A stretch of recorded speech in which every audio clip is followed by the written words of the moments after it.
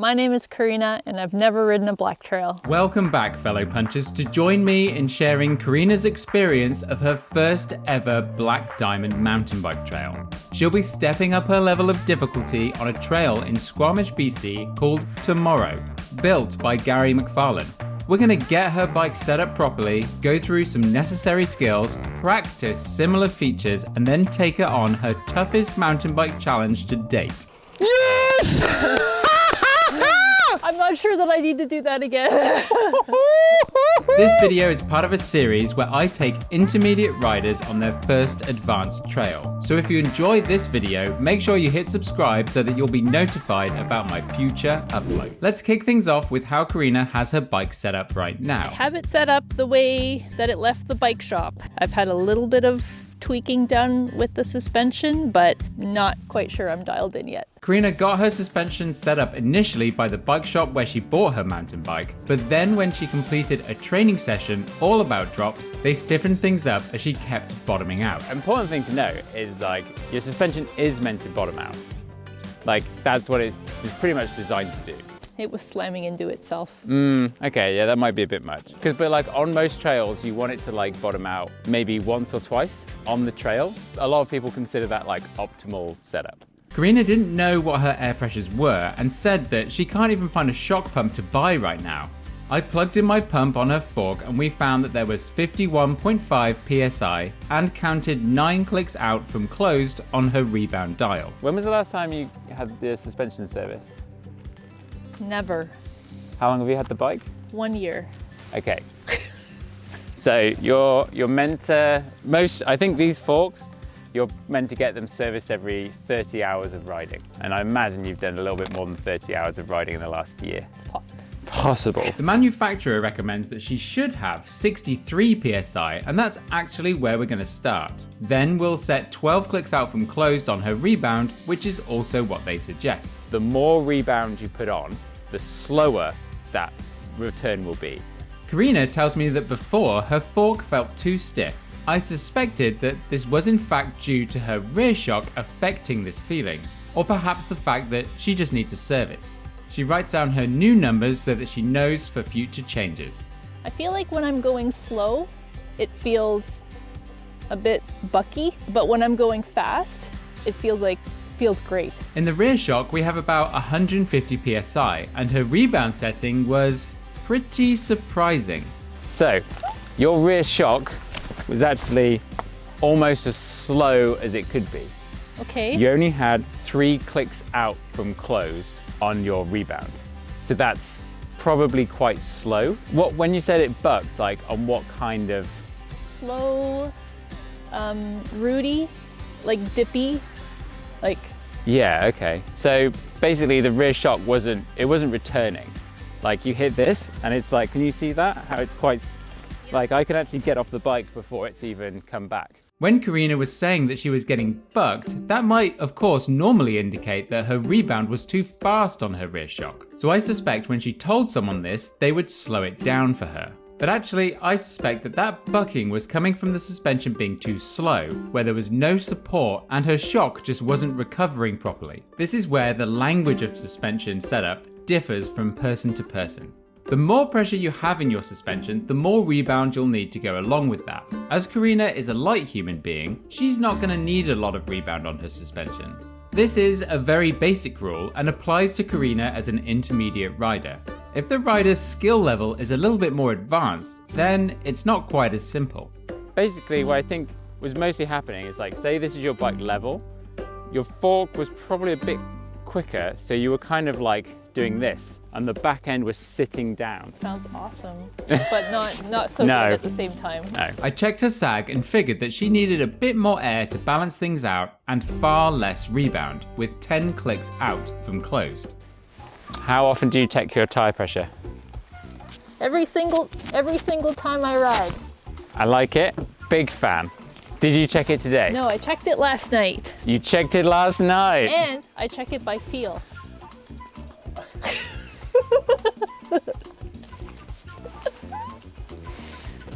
You've seen the other videos. I haven't, but I have a very sensitive finger pinch. I have a very sensitive finger. I'm gonna say it's probably about hold on. Yeah. I'm gonna say 18 in the front Yeah. and 19 or 20 in the back. I'm gonna guess Okay. 13 in the front. Oh. And I'm gonna guess like 14 in the back. Okay.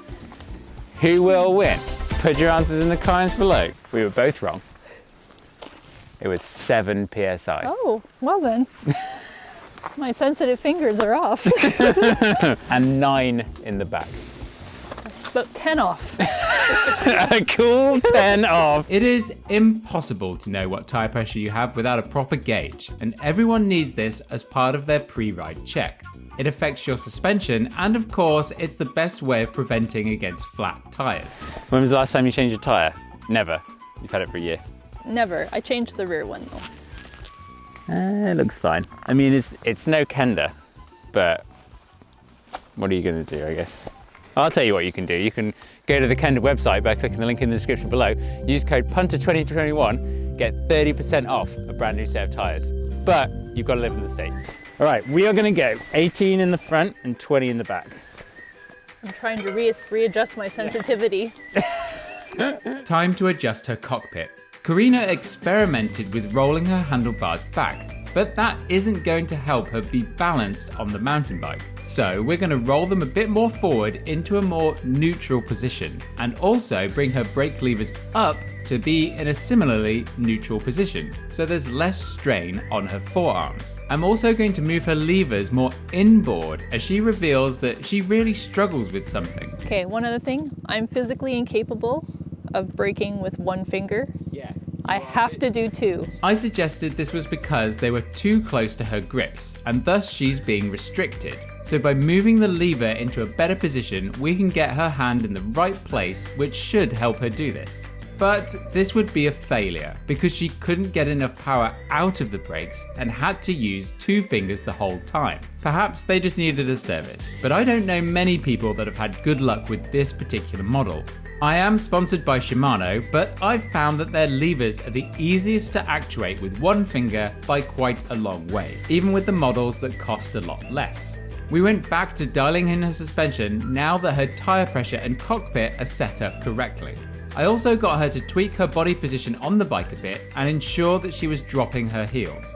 I was getting a bit lost because the numbers weren't matching up to the results that we were getting, and I'm solely going to put that down to her suspension being in dire need of a service. I made some final small tweaks and called it a day on the fiddling.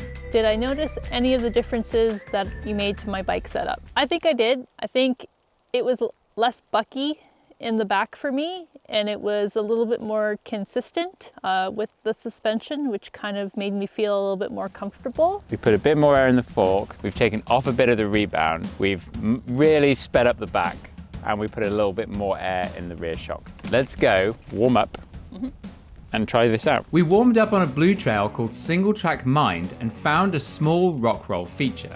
The black trail we'll be riding today is full of rolls, so understanding how her bike is going to behave on this kind of feature will give Karina a lot more confidence.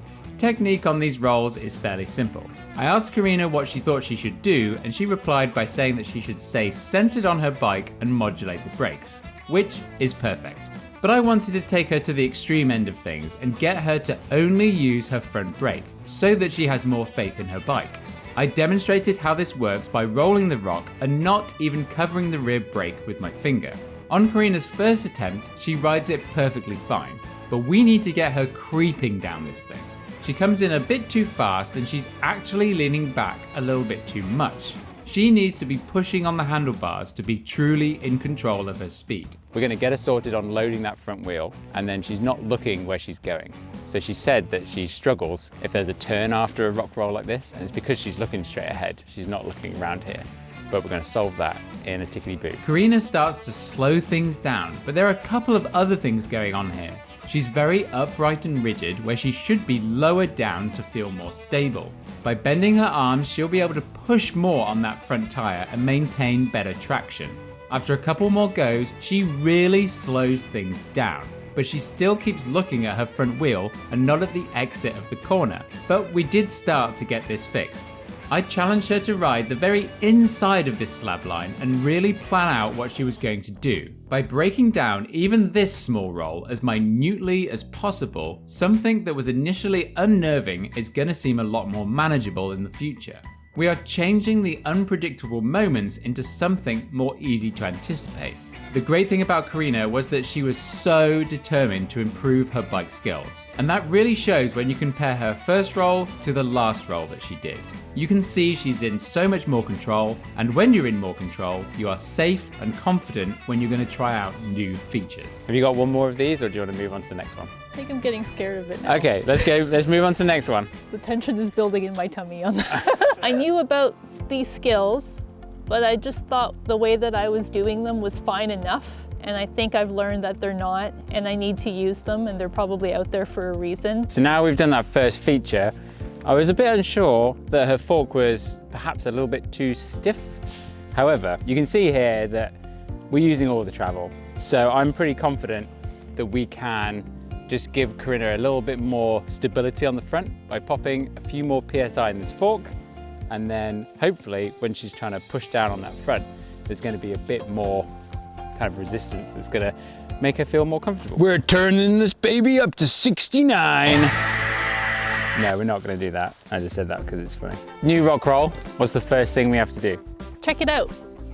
Track walk time. I'll walk you through first, and then you can walk it through afterwards.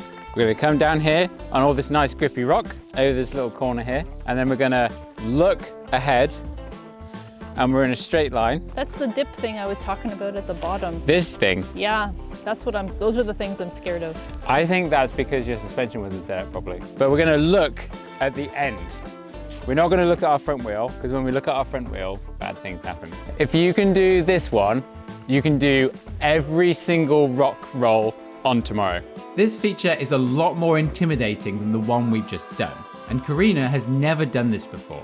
I showed her just how slow you can go, giving her some assurance. Mainly front brake. Get around here, look ahead, up and down, scanning the trail. It was slow and awkward, but in control.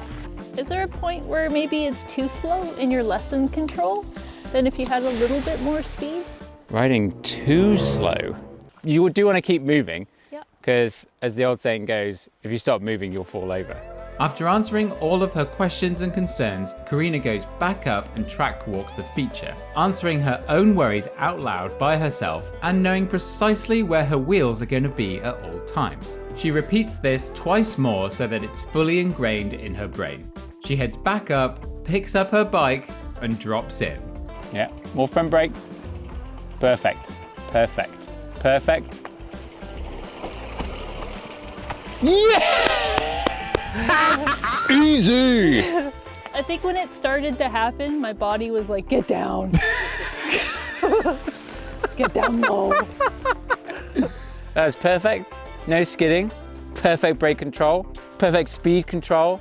Was I surprised at how slow I could go? No, but I didn't think that I could do it. So I was pretty happy that I could control my speed the way that I can see everybody else seem to control their speed. With all this newfound confidence, she starts to enjoy the roll and goes back up again, even overcoming her fear of the dreaded dip, which is probably being helped by her suspension actually working. I think the most useful skill I learned today was arms, butt, heels. And I think that's going to be my new mantra, because I knew about heels, but I really thought I could get away with not using them. Now she's fully prepped, we're going to head out to her first ever Black Diamond mountain bike trail and start working our way down.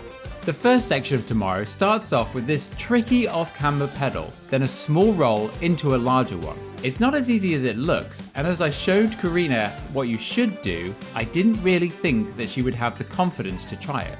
We assessed the line together and created that all-important plan.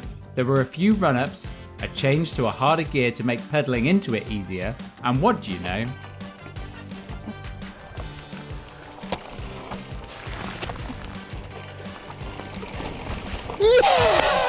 Yes! I didn't think you were going to do it. I didn't think I was going to do it either, but there was a point where I couldn't stop. I generally give myself about 5 to 7 seconds to allow myself to be scared, and then I have to cut it off. I either do it or I don't. So I allow myself to feel what I want to feel. It's a thing that I'm working through. Where did I surprise myself the most? Not saying no and doing more of the things. I think if maybe some of my riding friends were here, they'd be pretty happy with what they saw. They'd be like, wow, I didn't think you'd ride that.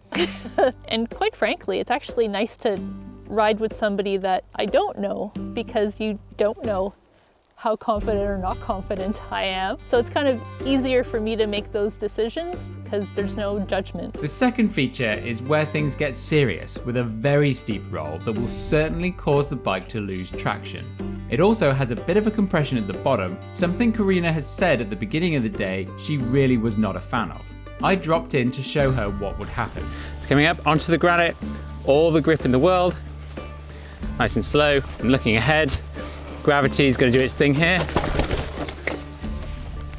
and I can stop this soon after doing it. Karina track walks the feature and says out loud what she's going to be experiencing. Coming nice and slow. Gravity is now taking effect. Brakes not skidding, Brakes not skidding. just slowing you down. Woo! Oh my God. And then your suspension will absorb everything down here. We overcome her final concerns and she drops in for the first time. That's it. Good. Slow. Yep. Yep. Yep. There was a point where even though I wanted to stop, I couldn't. I could tell.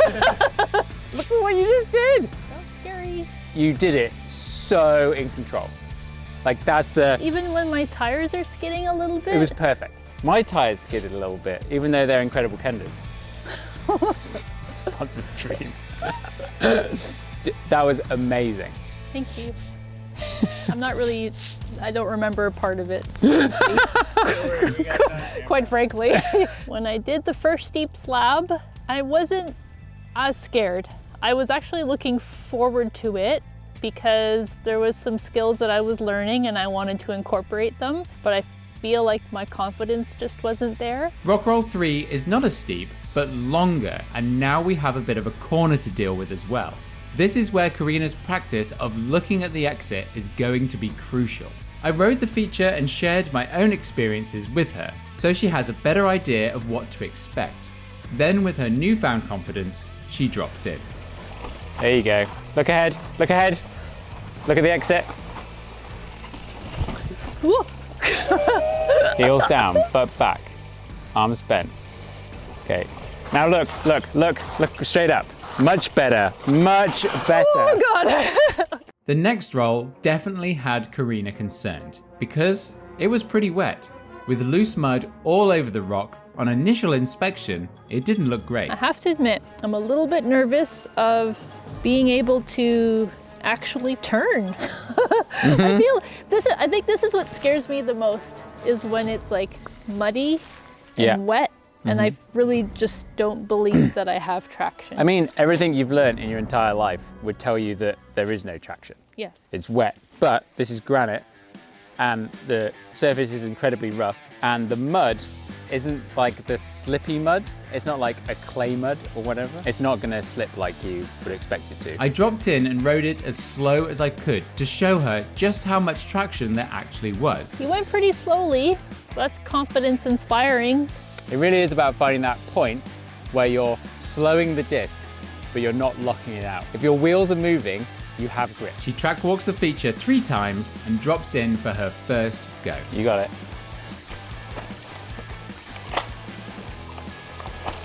Slow, slow, slow, slow. Looking ahead, turn. Yes! Yoo-hoo! I'm not sure that I need to do that again. F5. Really? Yeah. I'm like about to vomit. You did it. First time. I might need to poo. Off-camber rock slab that's wet? Yeah, no problem so long as Karina can see what happens when someone rides it, has rehearsed the line she's going to take on the feature, and has had all of her concerns answered. When all of these things happen, you get a rider taking on something that they didn't think they'd ever do. Yeah, got it. Look at that exit.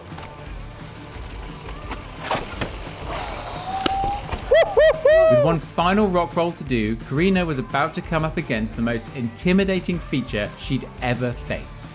This roll does not look friendly, believe me. It took me a couple laps of this trail before I rolled it. And combine that with the rain that was coming in, things were not ideal.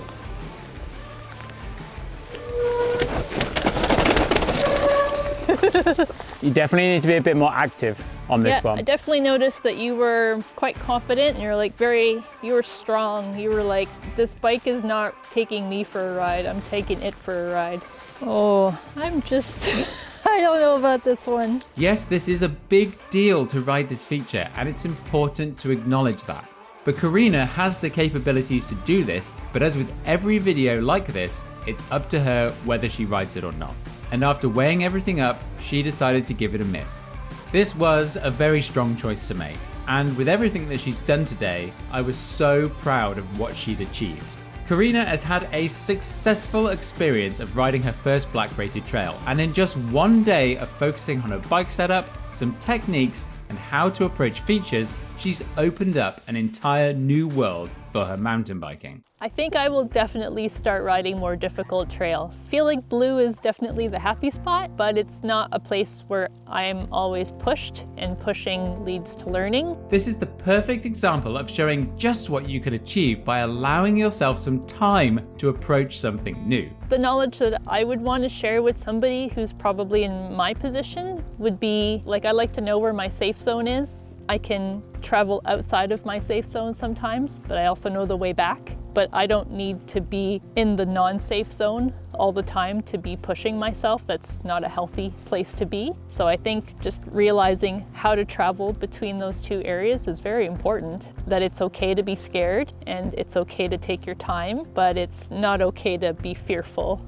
of everything. If you enjoyed this episode and would like to see some more content just like this, subscribe to this channel so that you can catch our next superstar smashing it. Hit the like button if you've made it this far, and most importantly, watch it twice. Cheers, punters. I'll see you next time.